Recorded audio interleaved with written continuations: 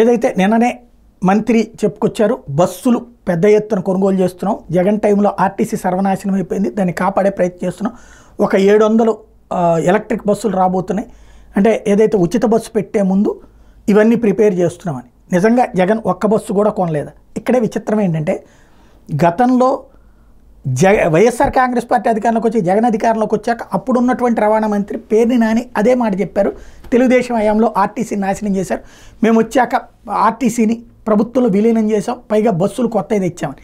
ఇప్పుడు సాక్షి ఆ లెక్క చెప్పుకొచ్చింది. 2019-23 మధ్య జగన్ సర్కార్ టైంలో 1406 బస్సులు కొన్నారట.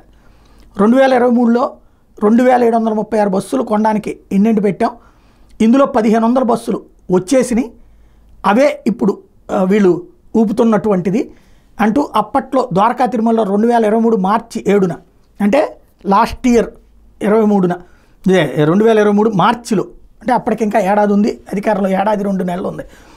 రాబోయే 3 ఏళ్లలో ఆర్టీసీకి 2736 కొత్త బస్సులు కొనుగోలు చేయాలని జగన్ నిర్ణయించారు. ఇప్పటికే గత 3 ఏళ్లుగా ఆర్టీసీకి కొత్త బస్సులు కొనుగోలు చేస్తుంది. ఇప్పుడు కొత్తగా కొనాలని నిర్ణయించిన 2736 బస్సులు మొదటి దశ 1500 బస్సులు టెండర్ ప్రక్రియ చేపట్టాం, డిసెంబర్ లేదా జనవరి నుంచి వీటిని మిగిలిన వాటికి ఆ తర్వాత దశల వారీగా ప్రవేశపెడతామని అప్పట్లో చెప్పారు. అవే అప్పుడు ఆర్డర్ ఇచ్చిన బస్సులే ఇప్పుడు వస్తే అది మా గొప్ప అని చెప్పుకుంటున్నారు వీళ్ళు అన్నటువంటిది వైసీపీ చెప్తోంది.